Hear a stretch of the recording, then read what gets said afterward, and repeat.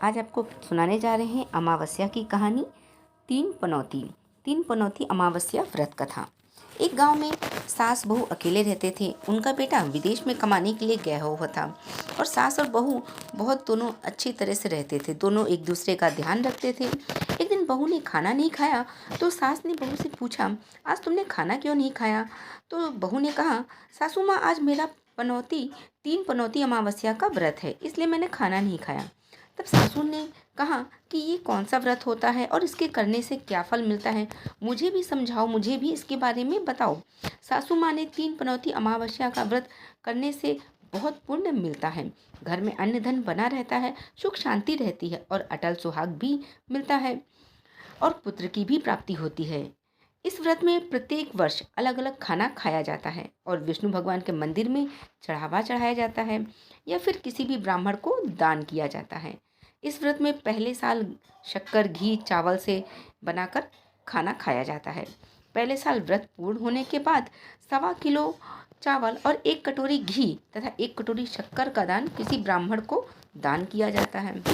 दूसरे साल जौ घी और शक्कर से बना खाना खाया जाता है और जब दूसरे साल का व्रत पूर्ण हो जाता है तो 1.25 किलो जौ, 1 कटोरी घी और 1 कटोरी शक्कर किसी मंदिर में चढ़ा दें या किसी ब्राह्मण को दे दें। और तीसरे साल गुड़, तिल और घी से बने व्यंजन खाने चाहिए। जब तीसरे साल का व्रत पूर्ण हो जाए तो आधा किलो तिल, गुड़ और 1 कटोरी घी किसी मंदिर में चढ़ा दें या किसी ब्राह्मण को दें, दान कर। इस तरह तीन पनौती अमावस्या का व्रत इसे कहा जाता है। और फिर बहू ने कहा, इस प्रकार व्रत अगर संकल्प लेते हैं तो इसे पूरा करना ज़रूरी होता है। अगर पूरा नहीं कर सकते तो सास बहू में झगड़ा और अशांति रहती है।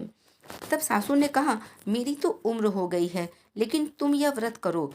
और बहू यह व्रत का आरंभ करती है, लेकिन एक दिन बहू ने किसी के कहने पर गेहूं से बनी रोटी खा ली और अमावस्या माता इस बात से नाराज़ हो गई। जो सास और बहू की आपस में बहुत बनती थी, प्यार से रहती थी, दोनों में झगड़े होने लगे। सभी गांव वाले हैरान हो गए कि ये सब क्या हो रहा है। सास अपनी बहू से कहने लगी, तुमने जब से हमारे घर में बहू बन के आई हो तब से हमारे घर की लक्ष्मी चली गई, तुम हमारे घर के लिए शुभ नहीं हो। तब बहू ने कहा, आपके घर की लक्ष्मी चली गई तो कहाँ मिलेगी, मुझे बताओ, मैं लक्ष्मी को ले आऊँगी।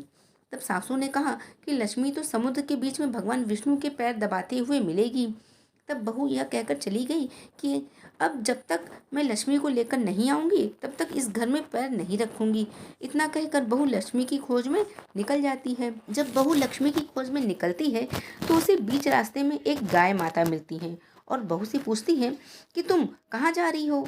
तब बहू ने कहा, हे गाय माता, मैं सासू माँ मुझसे कहती है कि मेरे घर आने से उनके घर के अन्न धन की कमी हो गई है, उनके घर की लक्ष्मी चली गई है, मैं लक्ष्मी लेने जा रही हूँ। तब गाय माता कहती हैं कि बेटी, अगर तुम जा रही हो तो भगवान से मेरे बारे में भी पूछ लेना। तब वो बोलती है, ठीक है गौ माता, मैं आपके बारे में पूछ लूँगी। तब गाय माता बोलती है कि मेरा जब भी बछड़ा होता है वो मर जाता है, जिंदा नहीं रहता। तुम भगवान से पूछ लेना कि मेरे साथ ऐसा क्यों हो रहा है, मैंने ऐसा कौन सा कर्म किया है। तब बहू बोली, ठीक है गौ माता, मैं आपके बारे में ज़रूर पूछ लूँगी। यह कहकर बहू आगे बढ़ जाती है। अब आगे जाती है तो उसे एक घोड़ी मिलती है जो उसके गले में यह घंटी बंधी हुई होती है। घोड़ी ने कहा, बेटी, तुम मेरे दुख का निवारण भी भगवान से पूछ लेना। तब बहू ने कहा, ज़रूर पूछ लूँगी। यह कहकर बहू आगे चली गई। बहू को एक अंधा और बहरा बुजुर्ग मिलता है। वह भी बहू से अपनी समस्या को भगवान से पूछने के लिए कहता है। तब वो बहू कहती है, ठीक है, मैं आपकी समस्या का भी पूछ लूँगी। आगे जाती है तो बहू को एक बूढ़ी औरत मिलती है जो हाथ पैर से अपाहिज होती है। वह बहू से अपनी समस्या के बारे में कहती है कि भगवान से मेरी समस्या का भी निवारण पूछ लेना। तब बहू समस्या पूछने के लिए तैयार हो जाती है और आगे बढ़ जाती है। आगे जाते जाते वो बहुत थक जाती है और एक आम के पेड़ के नीचे बैठ जाती है। तब आम का पेड़ खुश होकर बोलता है, बहू, बेटी, तुम कहाँ से आई हो और कहाँ जा रही हो? तब बहू बताती है वो लक्ष्मी को लेने जा रही है। तब पेड़ अपनी समस्या भगवान से पूछने के लिए कहता है, मेरे पेड़ पर लगे आम खट्टे ही क्यों होते हैं, इस बारे में भगवान से ज़रूर पूछ लेना। बहू उसकी समस्या लेके आगे चली जाती है। आगे जाते हुए बहू को एक तलाई मिलती है। वह भी बहू को बताती है कि तुम भगवान से पूछना कि मेरी तलाई का पानी इतना मैला क्यों है, क्योंकि इसे कोई पी नहीं पाता। बहू कहती है ज़रूर पूछ लूँगी, और ये कहकर वो आगे चल देती है। में चलते चलते थक जाती है। उसे भूख भी लगी होती है, लेकिन खाने को कुछ नहीं मिलता। वो थक वहीं पर जंगल में बेहोश हो जाती है। उसी समय भगवान विष्णु और माता लक्ष्मी वहाँ विचरण कर रहे होते हैं। तब माता लक्ष्मी विष्णु जी से कहती हैं, हे नाथ, आपकी ये बहुत बड़ी भक्त है, आप इसको दुखों का निवारण करो। तब भगवान विष्णु कहते हैं, इस संसार में मैं बहुत जीवित दुखी हैं, सभी अपने अपने कर्मों का फल भोग रहे हैं, किस किस के दुख का मैं निवारण करूं। तब माता लक्ष्मी ने विष्णु जी से विनती की और कहा, यह भूखी प्यासी है, इसे यहाँ से अगर ऐसे ही छोड़ दिया तो जंगली जानवर इसे अपना शिकार बना देंगे। माता लक्ष्मी की बात सुनकर भगवान विष्णु एक साधु का वेश धारण करते हैं और बहू के पास जाकर उसे होश में लाते हैं। बहू के होश में आते ही साधु वेश में भगवान उससे पूछते हैं, तुम यहाँ क्यों आई हो, कहाँ जा रही हो। वह बहू पूरी बात बताती है। उसकी बात सुनकर विष्णु भगवान और माता लक्ष्मी प्रकट होते हैं। उसके साथ अमावस्या माता भी प्रकट होती हैं। बहू उनके चरणों में गिरकर वंदन करती है। अमावस्या माता बहू को कहती हैं, बेटी, तूने व्रत को मेरे खंडित कर दिया, इसी कारण तुम्हें ये सजा मिली है। तुम्हें लेकिन अब मैं तुम्हें माफ़ करती हूँ। अब तुम घर जाओ, तुम्हारा घर अन्न धन से संपन्न होगा, तुम्हारे घर में सुंदर महल बन जाएगा, तुम्हारी सभी मनोकामनाएं पूर्ण होंगी। यह सब होने के पश्चात बहू रास्ते में जो भी मिला उन सभी को दुखों का निवारण करने के लिए विनती करती है। तब भगवान विष्णु बोलते हैं, गाय ने कभी अपना दूध किसी को नहीं पिलाया, उसी वजह से उसके बछड़े जिंदा नहीं रहते।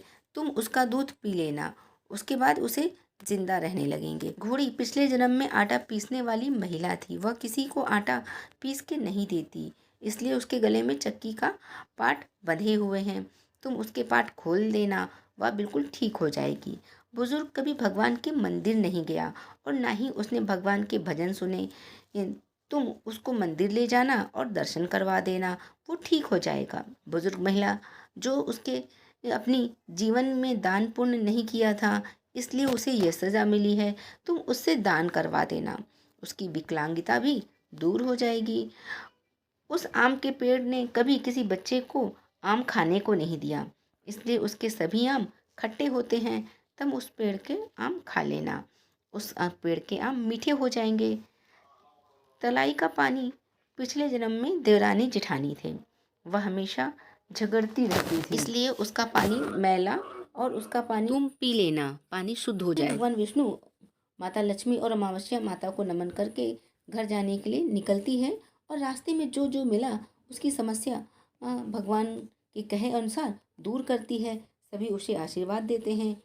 वो घर पहुंचती है तो घर उसका एक महल में परिवर्तित हो चुका होता है, अन्न धन भरा रहता है। अब बहू सास से कहती है, आपने सच कहा था कि आपके लिए मैं शुभ नहीं हूँ, मेरे जाने से आपके घर में लक्ष्मी आई है, अब मैं यहाँ नहीं रहूँगी, अब मैं मरने जा रही हूँ। तब सासू ने कहा, बेटी, यह सुख तुम्हारे पनौती अमावस्या का व्रत फल हमें मिला है, तुम यहाँ पर ही रहोगी, कहीं नहीं जाओगी। और सास बहू खुशी से रहने लगी। एक दिन उनका बेटा विदेश से लौट आया और घर में यह सब देखा तो उसकी माँ ने सारी बात उसे बताई और वो खुशी खुशी रहने लगे। तो उम्मीद करते हैं आपको ये कहानी अच्छी लगी होगी। अच्छी लगी हो तो कमेंट सेक्शन में लिख के ज़रूर बताइएगा। जय श्री हरि।